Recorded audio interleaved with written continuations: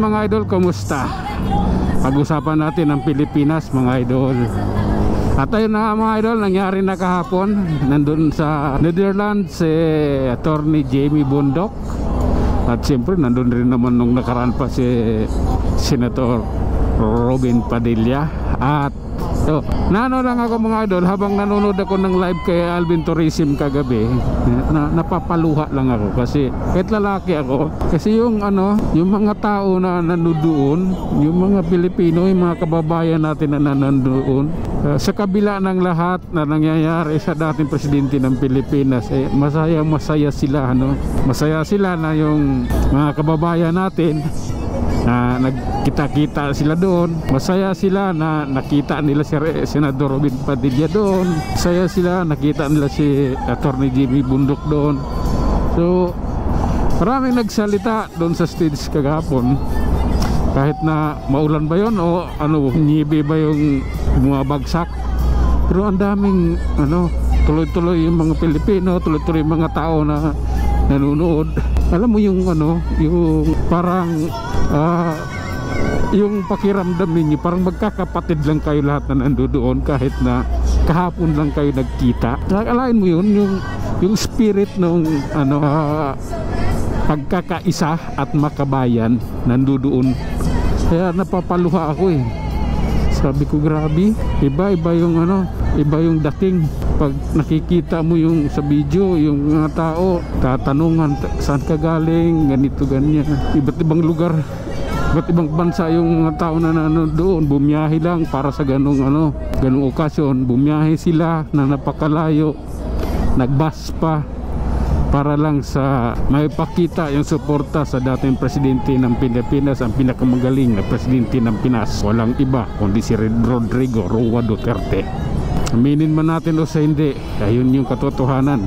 Siya talaga pinakamagaling na presidente ng Pinas sa loob ng 6 na taon. Napakarami ang kanyang napagawa. 6 na taon lang yun. Yung pinagmayabang nilang Makoy noon, si Marcos Sr. noon, ilang taon ba siya naupo? Diba 20 years? Pero si Digong 6 years lang. Ang dami niyang napagawa.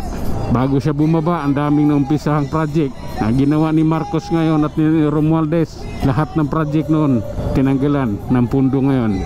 Kaya ayun, tingga yung project, tingga yung subway, tingga yung LRT, yung mga yung sa PNR, yung sa release. Ayan, pinagbabaklas na yung release ng tren. Wala namang pundo na. Yung LRT ng Cavite, yung extension, walang pundo. Yung LRT from North EDSA, wala na rin pundo.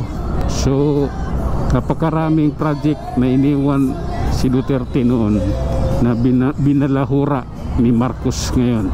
Kung pinagpatuloy niya 2028, okay na, marami na sana. Okay na sana yung mga project na yan, pero sa awa ng Diyos, wala na, hanggang umpisa lang dahil ayaw nilang ipagpatuloy yung perang pondo doon. Di alam kung saan din na pinagdadala. Kaya grabe, nakakamiss yung yung presidenteng umupo na maraming nagawa. Yung presidenteng pinakamagaling na presidente na naupo ay siniraan ng siniraan. Akala nila pag siniraan nila ay babagsak yung pangalan na yun. Hindi nila alam, lalo silang mamahalin ng taong bayan. Kaya maling-mali yung diskarte nila na ganoon yung ginawa nila. Pati yung impeachment kay BP Inday Sara, maling-mali yun. Yun ang nagpabagsak sa kanila. Tapos dinala nila si Duterte, yung dating presidente sa Netherlands. Diyan bumagsak ang ratings ng Marcos. Okay, tuloy-tuloy lang mga idol, tuloy-tuloy nating suportahan yung pamilyang Duterte. At siyempre yung nandun sa Netherlands, ano ba to? May biglang tumatawid. Yung nandun mga kababayan natin Pilipino nasa Netherlands, suportahan rin natin. Yung mga vlogger, mga content creator na nandoon, suportahan natin dahil kailangan nila yung suporta natin mga idol sa panahon na ito. Dahil sa kanila lang tayo nakakuha ng tamang impormasyon, tamang balita. Doon lang tayo nakakuha mga idol. dahil sila lang ang hindi nababayaran mga nagbabalita. Dito sa Pilipinas, karamihan dito turbo nababayaran at takot magbalita ng totoo dahil matulad sila sa SMNI na sinuspindi ang prangkisa hanggang ngayon, diba? Ganyan yung ginawa ni Marcos at saka ni Romualdez sa SMNI. Ganon kalupit yung pangyayari sa panahong ito. Akala nila sa ginawa nila lalakas sila. Nagkakamali sila. Kung noong araw pwede yan, kasi noon ang nagbabalita lang noon, kung ang nagbibigay lang ng opinion noon radyo lang at saka TV. Parting probinsya, wala kang TV noong araw, radyo ka lang maasa. Pero ngayon iba na may TikTok, may Facebook, may YouTube, diba? May mga another platforms pa na pwede mong makuhanan ng mga opinions or balita na pwede nating mapagkatiwalaan. Kasi yung iba is malabo talaga yung balita nila pabor lang sa kanila, yung balita nila pabor sa government, yung pagpuna sa government hindi nila ginagawa yon dahil takot nga sila. Kaya pumili tayo ng maayos, maghanap tayo ng mapagkuhanan ng impormasyon, yung hindi takot, tulad ng SMNI.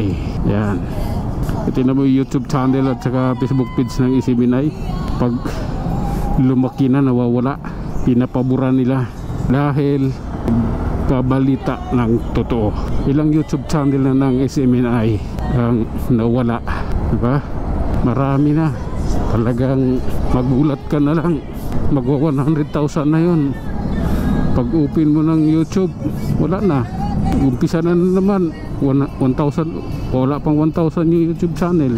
Kaya iba talaga, ginigipit nila ng ginigipit yung mga nagbabalita or nagbibigay ng impormasyong totoo dahil gusto nila mabango sila sa tao kahit amoy kanal na yung kanilang pag-uugali.